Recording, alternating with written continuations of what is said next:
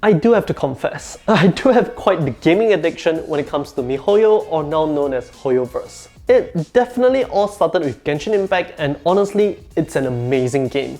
But recently, they've launched yet another new IP that perhaps tug at the heartstrings of many veteran players.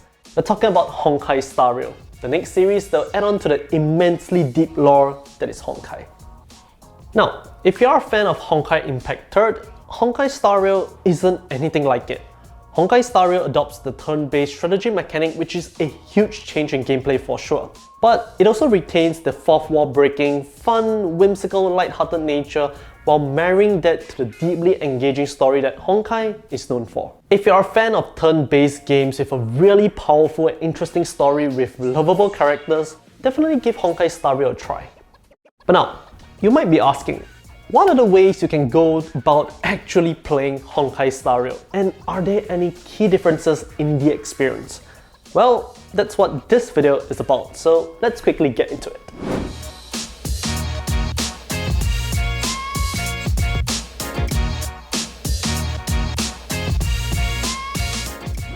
The first option is something that pretty much all of us have access to, and that's our smartphone.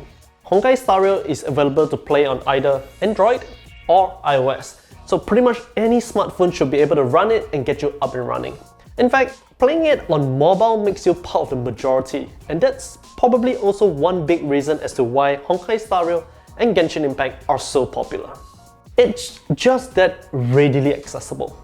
And don't worry, you can still get a really decent experience even with a budget smartphone such as this, the Poco X5 Pro 5G, which features the Snapdragon 778G.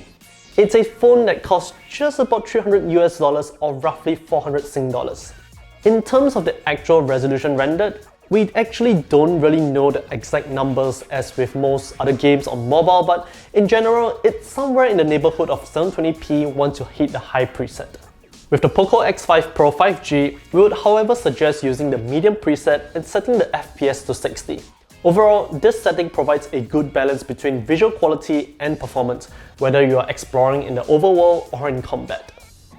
If you would like to enjoy the best Honkai Star Rail has to offer on Android, however, definitely go with a more powerful smartphone such as this, the Red Magic 7S Pro, which features a Snapdragon 8 Plus Gen 1. Here, you can basically run Honkai Star Rail on the very high preset setting with the FPS set to 60. The visual quality is actually pretty noticeable as compared to our budget smartphone, and the frame rate is also going to be much more consistent. And of course, next, we do have the iPhone 14 Plus here in yellow. And here, you'll essentially be able to run Honkai Star Rail on the same very high preset with the FPS set to 60, just like with the Red Magic. It is interesting to note, however, that the resolution rendered on iOS seems to be a hair lower as compared to on Android. But again, we aren't too sure of the exact differences here and there are pros and cons. While the iPhone produces a very slightly less sharp image, it does however provide a much more consistent 60 frames per second no matter what you do or where you are in the game. Essentially though, no matter which cam you are in, you'll be able to enjoy Honkai Star Rail. But let's take it a step further, so let's head down. Well, we are now downstairs. This is a USB-C cable to HDMI, and this is a Lightning to HDMI adapter. With either of this adapter or cable, depending on your device, you can actually play Honkai Star Rail on the big screen. So let's do that. All you have to do is really simple. Simply plug in the appropriate adapter or cable to your smartphone, and in the case of the Lightning, plug in a HDMI cable to the adapter and then to your TV, and there you go. Simple as that. Honestly, if you have yet to try it, it's a pretty surreal experience. But of course, it isn't perfect.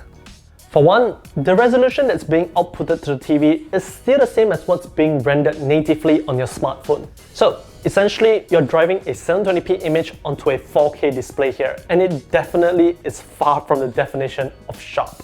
And two, Honkai Star Rail on mobile unfortunately doesn't support any form of controllers as of yet. That means that in order to interact and actually play the game, you have to be holding onto your smartphone. You will also find it somewhat difficult to be precise while looking at your TV and tapping on your screen. Although, you might be surprised that you can actually get pretty good at it with some practice. Even so, you're playing Honkai Star Rail on the big screen, all powered by just your smartphone, and that's pretty amazing. But now, let's take it up a notch, and here we have the iPad Pro. One thing about Honkai Star Rail and even Genshin Impact for that matter is that if you are using an iPhone or iPad with 120Hz refresh rate, you can actually run the game at 120 frames per second, something which even the PC client do not have access to as of yet. Now why that is so is totally beyond us. Anyways, here with the iPad Pro with M1, it runs Honkai Star Rail admirably. You can basically max all the settings out at 120 frames per second and it looks and feels incredible. Part of that is also due to the fact that if you're using an iPad Pro, Honkai Star Rail does push a resolution of 1080p or higher, which means the visual quality is absolutely stellar on this 12.9-inch display. But here, again, technically you can take it up a notch by plugging in a USB to HDMI cable to your TV. As with the phones, there still isn't support for controllers here, which is a bummer, but you're getting way better visual quality and performance. Though, whether the aspect ratio is of your fancy is really up to preference. Right, so it's me from the future here, and unfortunately we actually shot most of the video just a few days ago, but today, this morning, Honkai released the update for 1.1, and with 1.1, they introduced support for controller on iOS and iPadOS. So as you can tell, there's full controller support, and so this might actually be a really awesome way to play Honkai on the iPad as well. But now, we probably have the ultimate way to experience Honkai Star Rail. And it's actually hidden right in the cabinet. That is the ROG Ally with the AMD Ryzen Z1 Extreme, and don't let its looks fool you. It is actually a full-blown Windows 11 PC that you can take on the go with built-in controls, no less. And here's the best part. The PC version of Honkai Star Rail does have full controller support. So in fact, you can just pick up the ROG Ally and just play at the highest possible settings at full 1080p, and it looks amazing on a 7-inch IPS display. But say you just want to play and chill on your sofa.